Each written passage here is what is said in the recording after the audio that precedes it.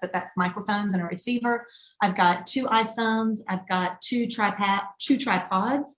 Oh, and I've got a gimbal, a DJI Osmo 4, which I have yet to figure out how to work that fucker. I mean, seriously. I don't either. I don't know how to do it either. We have one as well.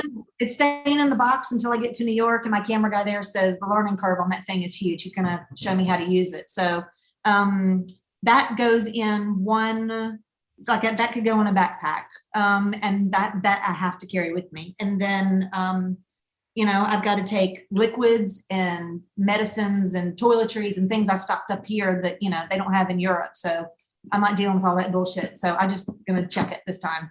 So so the trip is going, hopefully Brooklyn, Copenhagen, Stockholm. In the middle, I'm going seaweed harvesting. I'm doing a seaweed safari. Don't even get me started. I have no idea. We'll talk weed that week. Like apparently going on a natural wine seaweed safari. I'm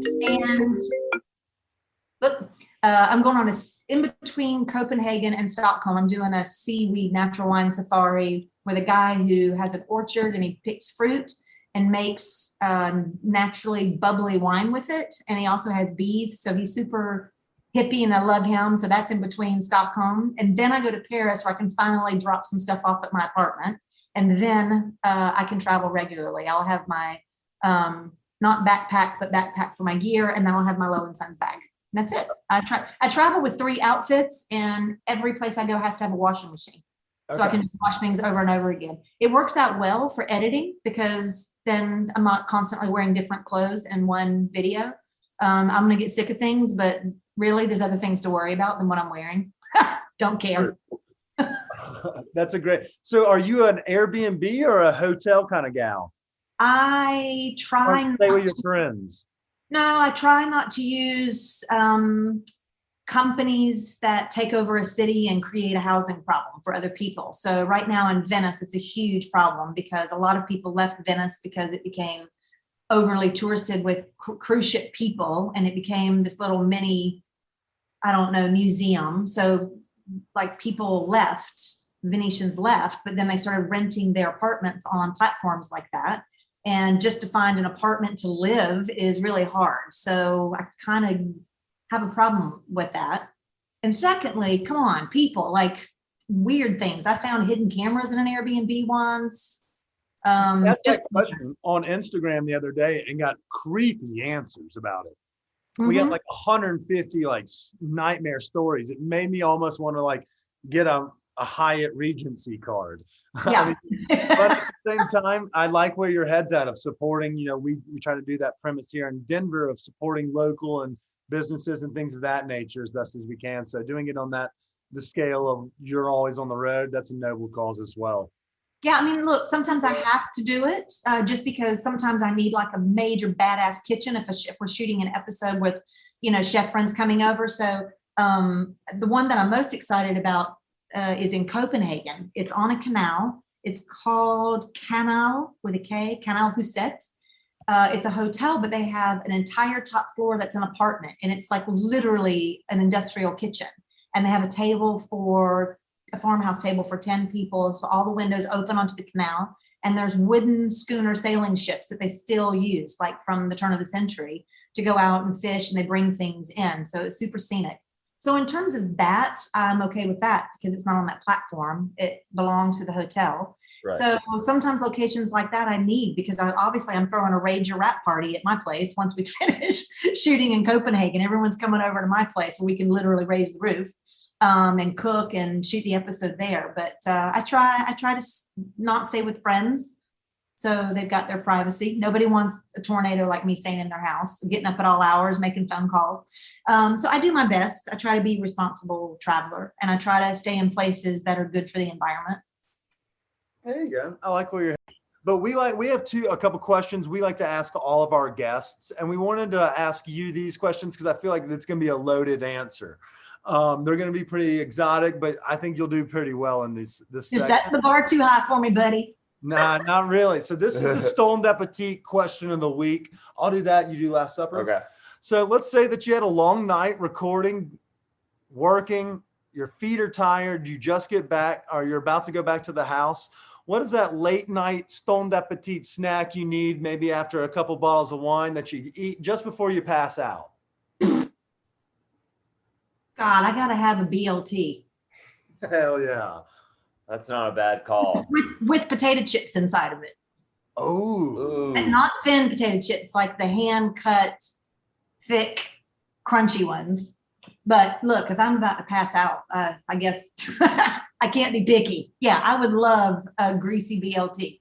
hell yeah. Now, is that's your southernness speaking out, obviously, but do they have those kind of, like, is the BLT a casual sandwich over there as it is over here?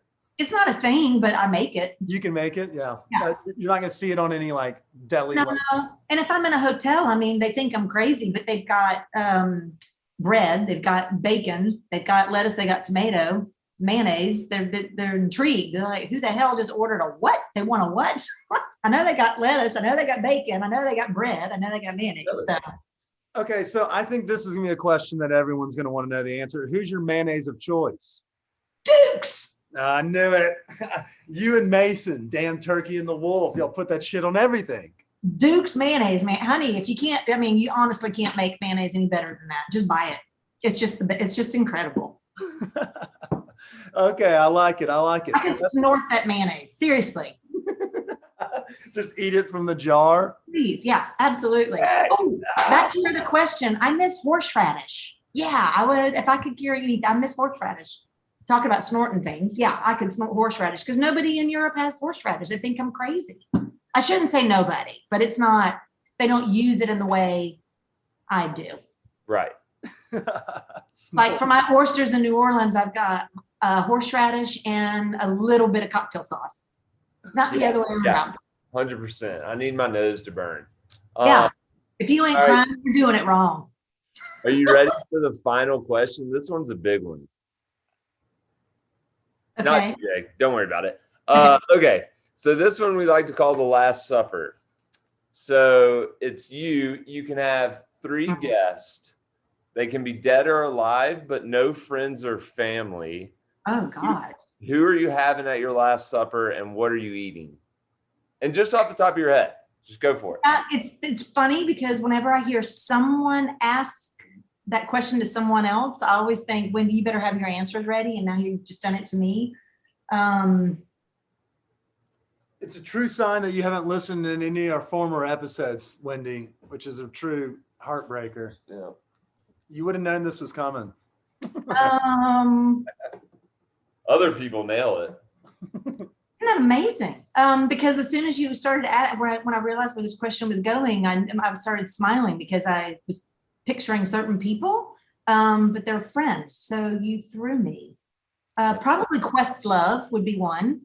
Okay. Okay. I haven't met Questlove officially yet, because he's super intellectual. He's super curious. He's a musician and he loves food. He And loves food. he wrote the most amazing book. It's a hardcover book called Something to Food About, which is a strange title, but you know, that's just the way his brain flows. But it's a hardback book, and I bought it before I went to Europe on a trip. I literally had a highlighter out across the Atlantic writing in the margins. Like it's and he profiles like chefs and restaurants around the United States. It's pretty cool. I think he'd be pretty rad to have at the table. Yeah. You got one. Probably, I don't know. I have to think about it. I do not have anything off the top of my head. Okay. Well, what would you be eating? You got that part? I would probably have anything from the Bistro Paul Bert in Paris. So they've got a steak called a Côte de Boeuf, which means a side of beef, but it's a huge ass bone-in rib chop. It's about 3 inches thick, slathered in butter with, and then they have a steak, a filet mignon that they make a butter, cognac, and pepper sauce cream. And then you get hand-cut French fries and you drag the French fries through the sauce and a big bottle of big magnum of wine. Yeah, that'd be it. That sounds good to me. Yeah. Okay, since you didn't fully answer that, I do have to ask you this question. And I think we probably should have asked it earlier. What's the weed scene really look like over there? Like, is it as pretty as it is here in the States? Like, I see some of like the sexy stuff from France on Instagram, but what's the casual weed consumption look like over there? It's funny you say that. I honestly have never seen it, but I sure do smell it. Yeah. Yeah. Walking down the street, you're just like, okay. And I'm looking around and I don't, I know it's coming out of a window somewhere. That's a question, I asked Action Bronson was in Paris with us filming one of his shows, gosh, I guess about 4 years ago. And I know there was some oil involved. Yeah, wax. Edible. Yeah. I brought my own pins over when I came to visit, but it wasn't like anybody was like, it looks like an e-cig in that instance, that we just ate our way through town, just rip roaring. I know hash is a thing. Yeah. That's a big thing, but I honestly cannot remember the last time I've seen it, but I sure do smell it. Well, Wendy, you were a fantastic guest today. Thank you so much for joining us. Before we leave, give a quick plug again to the website, to your Instagram page, and tell folks again when they can start expecting to see some of this TV content or your video content. Well, everyone keeps telling me they can't wait to see it. And I'm like, honey, after all this, me too. Means it actually is happening. So my website is my name, wendy-lynn.com. It's L-Y-N for those listening at home. Wendy, WENDY-LYN.com. And it's there, but I've got city guides there with the city name on it, but they won't be updated obviously until I'm done with this trip. And then obviously on Instagram at Paris is my kitchen. And that's about it for now. I got a lot of filming to do. I didn't even think about the platform where it's going. I'm just ready to get the show on the road. Yeah, well, by the time these people are listening to this episode, we'll be checking in with you this week as well, because you'll already be back in Europe. A week from today. No, a week from next Tuesday. Or you'll be maybe in Brooklyn.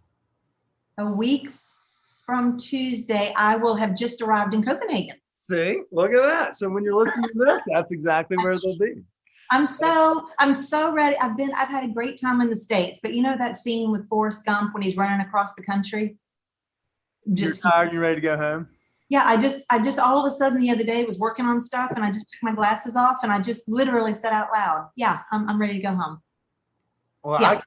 I can't wait to come visit you, but we can't thank you enough for taking time out of your day to join us today. I really do appreciate it. And we can't wait to talk to you again later this week in Copenhagen. Well, thanks for having me. And again, if you have your listeners have any questions, ask. I'm happy to share.